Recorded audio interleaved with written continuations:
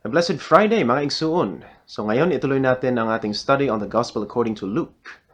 Nandito na tayo sa last part ng chapter 19.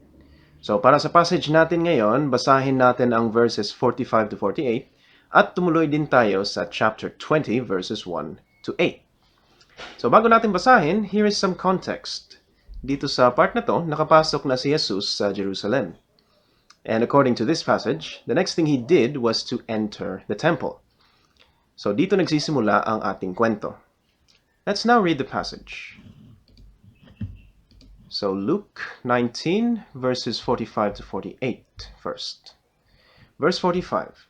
Then Jesus entered the temple and began to drive out the people selling animals for sacrifices. He said to them, "The scriptures declare, 'My temple will be a house of prayer, but you have turned it into a den of thieves.'" After that, he taught daily in the temple. But the leading priests, the teachers of religious law, and the other leaders of the people began planning how to kill him. But they could not think of anything because all the people hung on every word he said. Ang unang nangyari ay yung familiar story of Jesus driving out the merchants from the temple. What were they doing? Selling animals for sacrifices, sabi sa verse 45. So nagalit si Jesus at pinaalis niya yung mga nagbebenta. After that, we see that Jesus then went to the temple daily to preach and teach.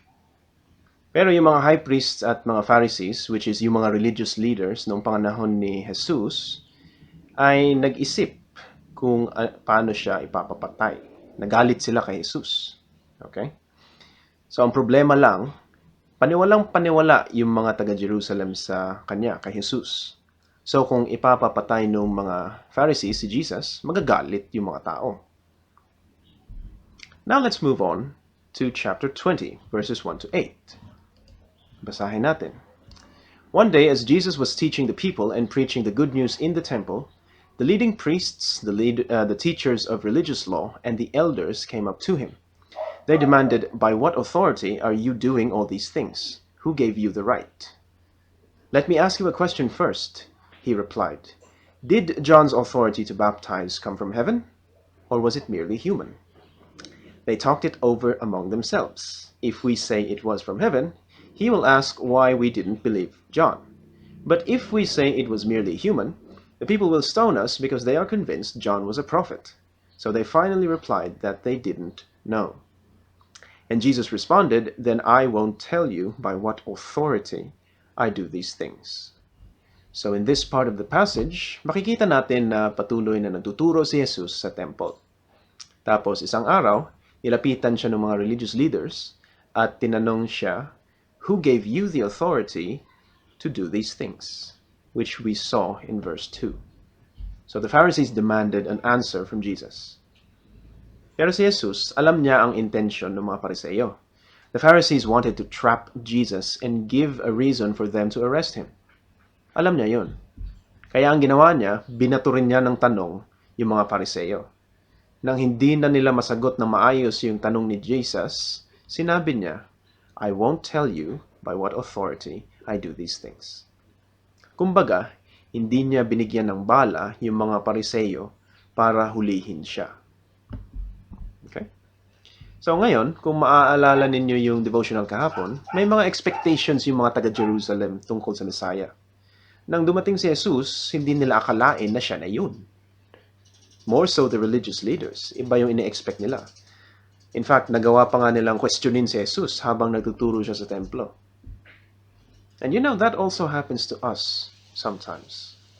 Kung nakikita natin yung totoong Jesus and what He really stands for, minsan nadidisappoint tayo. Lalo na kung may idea tayo tungkol kay Jesus na hindi naman pala totoo. Tapos tayo pa yung magagalit kay Jesus kung hindi niya na-meet yung expectations natin. We have thoughts like, "Lord, akala ko ba ganito ka? Akala ko ba, Lord, kung maniniwala ako sa iyo, mawawala na lahat ng problema ko? Akala ko ba, Lord, pag tinanggap kita, lahat ng utang ko mababayaran na kaagad? Or, Lord, akala ko ba pag nag-serve ako sa iyo, payayamanin mo ako?" Yung mga ganong expectations natin. Ngayon, ito ang magandang tanong. Bakit tayo nadidisappoint? Why do we get disappointed? So to answer this question, balikan natin yung mga Pariseo. Bakit ba sila na-disappoint kay Jesus? Bakit ba sila galit na galit sa Kanya? Hindi nila talaga kilala si Jesus. Okay? Hindi nila kilala si Jesus. They did not know that the Messiah would come as a humble servant. They did not know that his kingdom was not a political kingdom. And most importantly, they did not know that the Messiah was truly the Son of God, with authority given to him by the Father himself. Tayo ba? Ano ba mga false expectations natin kay Jesus? Iniisip ba natin na para siyang loto na bigla na lang tayong babagsakan ng pera? Iniisip ba natin na genie siya na ibibigay sa atin lahat ng wishes natin? Or iniisip ba natin na mamagicin niya yung mga pagsubok natin sa buhay para sila mawala? Okay? Believe me, mga igsuon, talagang madidisappoint tayo kung ganito ang pagkakakilala natin kay Jesus. So I encourage everyone, let's study the life of Jesus.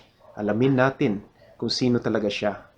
At sana matutunan din natin kung ano ba talaga ang kingdom of God through His teachings. Kung tama ang pagkakilala natin kay Jesus, mas lalago ang faith natin sa Kanya at magiging mas masagana ang ating buhay. Once again, mga igsoon, have a blessed Friday and may the Lord always guide us today, tomorrow, and every day.